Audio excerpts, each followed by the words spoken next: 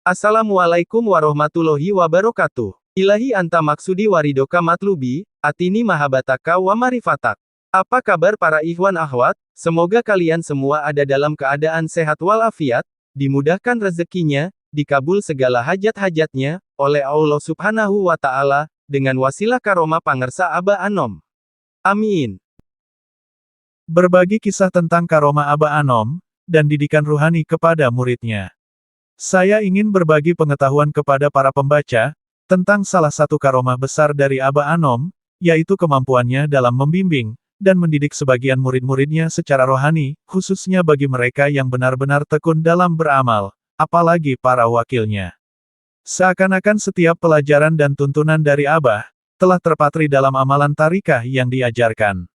Siapapun yang istiqomah dalam menjalankan amalan tarikahnya, akan tampak jelas perubahan dan kemajuan dalam dirinya, baik dalam hubungan sosial di masyarakat, maupun dalam urusan ibadah. Sesungguhnya, inilah tantangan terbesar bagi seorang muslim, menjaga keseimbangan antara ibadah kepada Allah, dan keterlibatan dalam kehidupan sosial. Ada yang sangat baik dalam beribadah, namun, kurang pandai bergaul di tengah masyarakat. Sebaliknya, ada yang luas dalam pergaulan sosial, tetapi lemah dalam ibadah. Di sini, saya ingin berbagi pengalaman pribadi, tentang salah satu wakil Abah, yang saya kenal dekat. Sosok ini menjadi bukti nyata dari kehebatan karomah Aba Anom. Wakil Abah yang saya maksud adalah seorang ustadz, yang sangat berwibawa, tegas, dan tidak suka main-main. Beliau aktif terlibat dalam berbagai organisasi keagamaan, dan hampir di semua organisasi tersebut, beliau dipercaya sebagai ketua atau pimpinan. Sejak muda, beliau memiliki ketajaman dalam menilai dan membedakan antara guru agama, yang benar dan yang hanya berpura-pura. Pengalaman beliau sangat luas, termasuk berinteraksi dengan banyak habaib. Perjalanan panjang dalam mencari mursyid sejati, akhirnya mempertemukannya dengan Aba Anom pada tahun 1972, berkat bimbingan Kiai Raden Haji Noh serta keberkahan, dari seringnya beliau membaca Maulid Nabi Muhammad SAW. Pertemuan itu menjadi jawaban dari pencarian panjangnya. Betapa bahagianya beliau, akhirnya menemukan mursyid sejati, setelah melewati banyak ujian, dan guru-guru yang sebelumnya, ternyata tidak sesuai harapannya. Hingga hari ini, beliau tetap mengagumi sosok Aba Anom, meskipun Abah telah wafat. Perlu diketahui, Aba Anom adalah gurunya, para tokoh besar seperti Buya Hamka, Prof. Abu Bakar Aceh, serta ribuan kiai dan tokoh penting Indonesia. Kedalaman ilmu dan ketakwaan. Menurut saya, beliau ini benar-benar sosok alim dan soleh. Kealimannya bukan sekadar karena banyak menghafal kitab-kitab ulama, tetapi lebih karena kedalaman hubungan ruhani, yang menguatkan pemahaman agamanya secara tepat. Bahkan, ayat-ayat Al-Quran dan hadits seolah menjadi penegas, dari setiap hujah yang disampaikannya. Saya meyakini, sejak usia muda beliau telah diberi anugerah waliullah oleh Allah, lantaran ketaatan kepada kedua orang tuanya dan doa dari sang ayah yang soleh dan majsub. Ayahnya adalah seorang pengamal tarikah Qadiriyah, di bawah bimbingan mursyid Maulana Abdul Elim Sidik rahimahullah. Derajat ruhani yang tinggi dan bukti kecintaan Aba Anom. Salah satu peristiwa yang menjadi bukti karomah Aba Anom, terjadi pada majelis manakib tanggal 26 Januari tahun 1975, bertepatan dengan bulan Muharram di Suryalaya. Dalam acara besar yang dihadiri ribuan ikhwan tersebut, beliau dilantik secara resmi sebagai khalifah sekaligus wakil talqin. Saat itu, suasana sangat haru dan dipenuhi aroma harum kasturi, yang seolah berasal dari langit. Banyak yang bertanya-tanya dalam hati, apa rahasia di balik pelantikan ini? Sebagian beranggapan bahwa momen ini istimewa, karena beliau adalah wakil talqin pertama di luar Indonesia. Benarkah demikian? Yang pasti, prosesi pelantikan berlangsung penuh makna. Aba Anom menggenggam jari-jari wakil talqin ini, dengan kelima jarinya, sebuah simbol penyerahan amanah. Setelah itu, kain syal sebagai hirkah tarikah dikenakan langsung oleh tangan Abah sendiri. Begitu kain hirkah Qadiriyah Naqsyabandiyah disematkan ke tubuhnya, Abah Pakih, sosok yang dijuluki Macan Suryalaya, memukul punggungnya dengan keras sebagai tanda peresmian. Seketika itu pula, Tangis haru pecah di seluruh majelis, banyak yang tak mampu menahan air mata, meskipun mereka sendiri tak sepenuhnya paham makna besar dari prosesi itu. Apakah memang seperti inilah cara melantik wakil talqin? Atau mungkin inilah prosesi pelantikan penerus Abah yang sebenarnya? 3 isyarat ruhani di balik pengangkatan wakil talqin.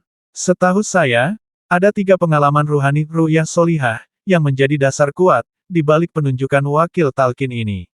Kali ini, saya ingin membagikannya kepada Anda. Salah satu dari ru'yah itu bahkan berasal langsung dari Abah Anom sendiri, yang mungkin belum diketahui oleh banyak ikhwan.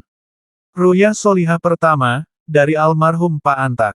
Kisah ini saya dengar langsung dengan telinga saya sendiri, sekitar tahun 1980-an, saat kami berziarah ke makam Abah Sepuh. Saat itu, kami bersama Al-Mukarram Ustaz Ali, dan beberapa ikhwan dari Singapura. Pak Antak juga hadir dalam rombongan. Setelah selesai berzikir di makam yang penuh dengan getaran ruhani, kami berkumpul di depan pintu masuk, masih di bawah naungan atap makam. Di sanalah Pak Antak berkata panjang lebar. Kurang lebih, beginilah inti ucapannya. Kalian, ikhwan Singapura, sangat beruntung memiliki Ustaz Ali. Dulu aku pernah bertanya kepada Abah Sepuh, bagaimana sebaiknya permintaan Ustaz Ali ini disikapi. Lalu Abah Sepuh meminta diambilkan sebuah dulang berisi bunga-bunga harum. Kata beliau, berikan dulang ini kepada Abah Anom agar Abah menyampaikan ke Ali, dan menyebarkan keharuman itu kepada orang lain. Sejak pertama kali mendengar cerita itu, saya meyakini apa yang disampaikan Pak Antak, adalah pandangan ruhani beliau sendiri. Namun, wallahu alam, meskipun memang Pak Antak hidup semasa dengan Abah Sepuh di masa lalu. Ru'yah solihah kedua, dari almarhum Kang Aji, Nur Saiduddin.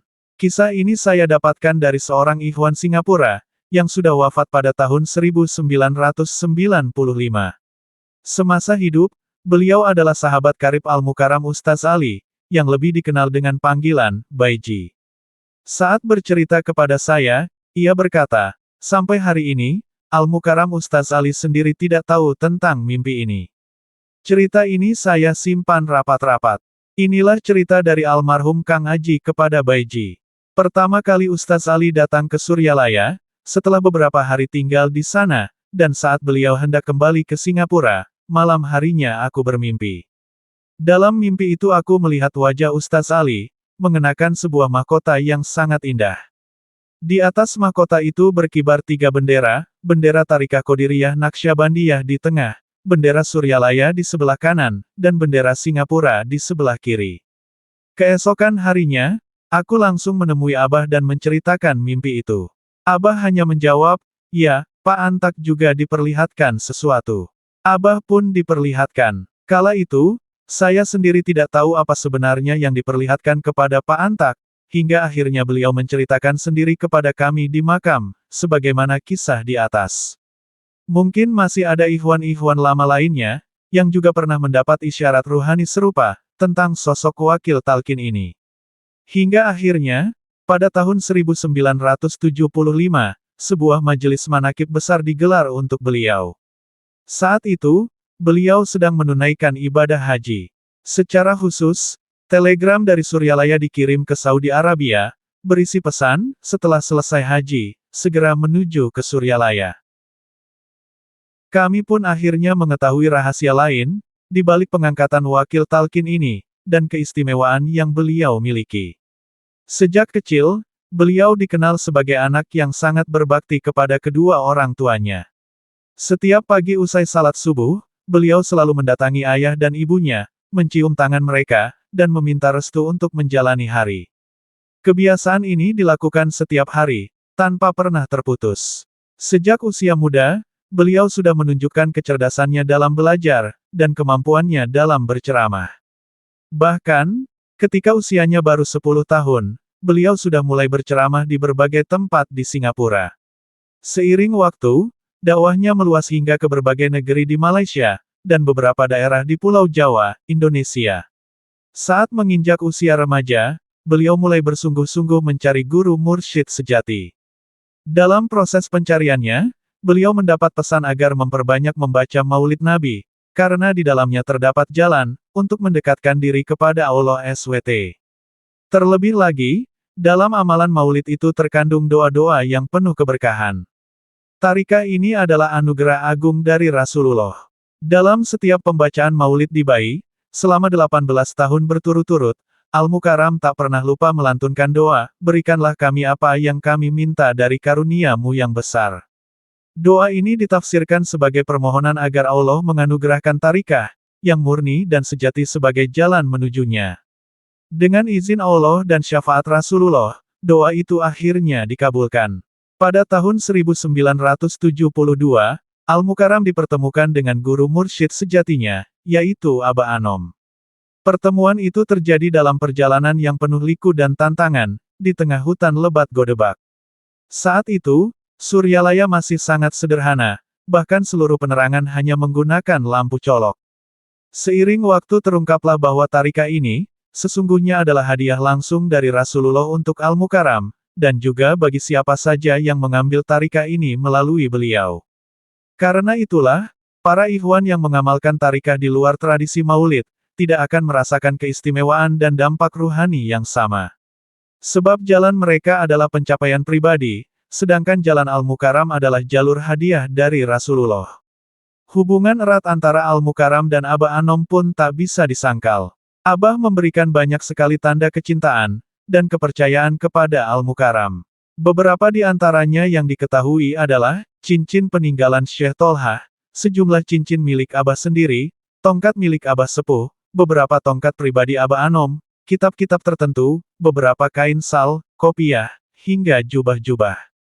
Bahkan, setiap kali Abah hendak melantik wakil talqin untuk wilayah luar Indonesia, beliau selalu terlebih dahulu meminta pandangan dari Al-Mukarram. Hal ini saya ketahui bukan dari Al-Mukarram sendiri, melainkan dari sumber terpercaya yang dekat dengan Abah. Kejadian penting, bayah langsung dari Abah. Pernah ada sekelompok muslim dari Singapura, yang ragu untuk berbayah kepada Al-Mukarram.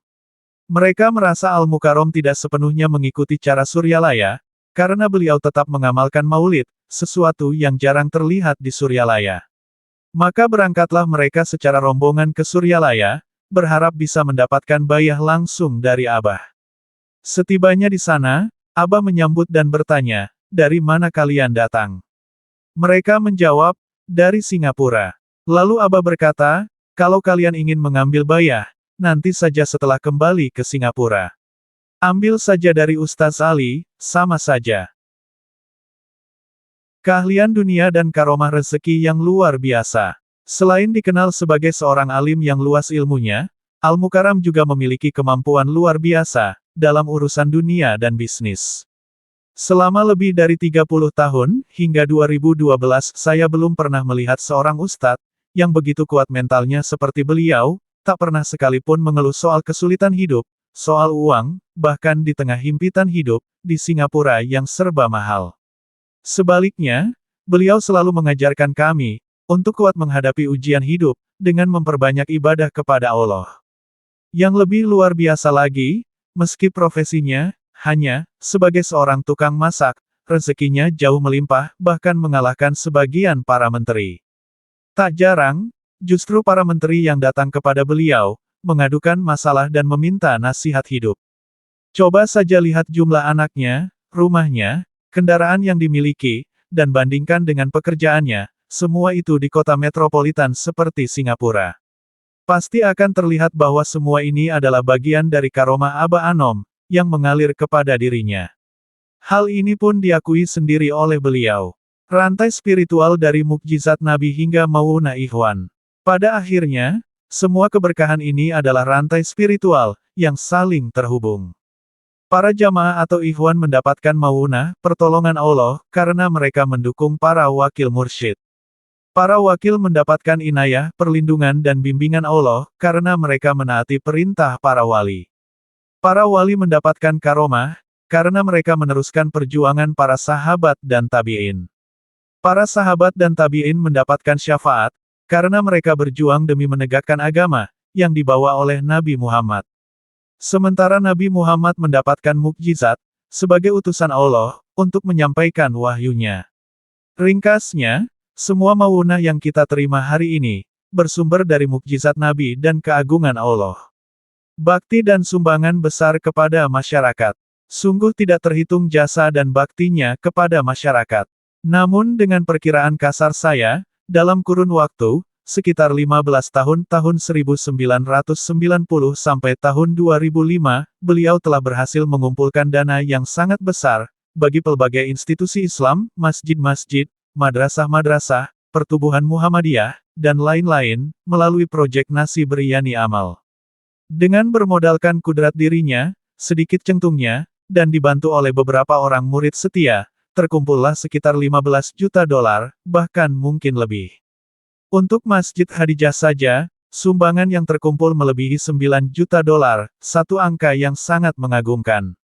Namun, selepas tahun 2010, aktivitas beliau mulai perlahan karena faktor kesehatan, yang semakin membataskan gerak langkahnya. Satu perkara yang sangat menonjol pada dirinya ialah falsafah hidupnya, beliau menolak untuk mengambil sebarang upah, atas kerja kebaikan yang dilakukan. Baik dalam bentuk syarahan, ceramah, maupun usaha pengumpulan dana. Segalanya dilakukan semata-mata karena Allah. Inilah amalnya, berbakti kepada masyarakat tanpa mengharap bayaran duniawi. Selama saya hidup dan bergaul dengan ramai asatizah di Singapura, baik yang tua maupun yang muda, belum pernah saya temui seorang yang memiliki pikiran yang begitu terbuka, tetapi dalam masa yang sama sangat dalam renungan dan pemikirannya. Beliau begitu kuat dalam amalan Maulid Nabi, sehingga ketika berbicara tentang baginda Nabi, terasa benar hubungannya yang halus dan dalam dengan junjungan besar Rasulullah. Seluruh kehidupannya adalah satu motivasi besar buat murid-muridnya. Beliau tidak pernah berhenti mendorong kami untuk bangkit, berusaha keluar dari lembah kehinaan dan kemunduran. Salah satu pesan terbesarnya adalah mendekati Al-Quran, membacanya dengan benar dan mempelajarinya dengan sungguh-sungguh. Bahkan, tidak sedikit dari kalangan menteri-menteri Islam Singapura, baik yang masih hidup maupun yang telah kembali ke rahmatullah, pernah menjadi murid beliau, selepas mengenal kepribadiannya. Di antara mereka ada yang pernah berucap di hadapan para murid dan berkata, "Kalian semua sangat beruntung, karena memilih seorang guru agama yang tepat." Saya, setelah mengenalinya, rasa sangat kagum dengan dirinya.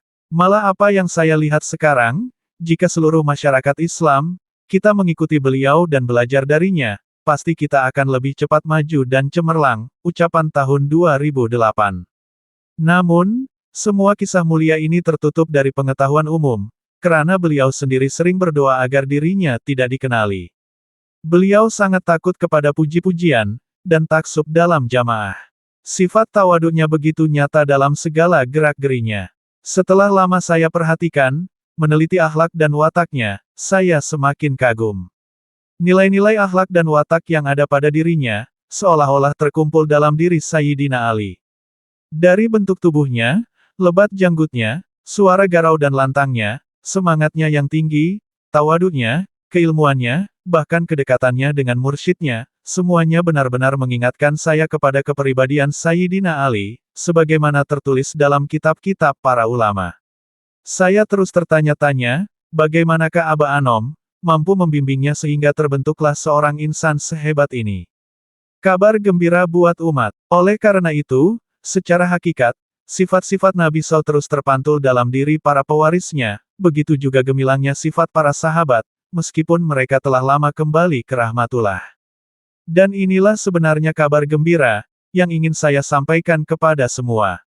Akhir sekali, saya menyeru seluruh umat Islam di Singapura, khususnya para pencinta tasawuf, pencinta Sayyidina Ali, serta para asatizah yang saya kenal maupun yang tidak, ikutilah jejak langkah insan yang saya maksudkan ini. Ilmu agama memang ada di mana-mana, tetapi ilmu rohani semakin lama semakin pupus. Kita sudah tidak punya banyak masa untuk terus berlengah. Usia semakin singkat, jalan menuju akhirat sangat jauh dan penuh ranjau. Dunia terus menggoda kita, melalaikan kita dari Allah, melupakan kita akan kematian dan azab nerakanya.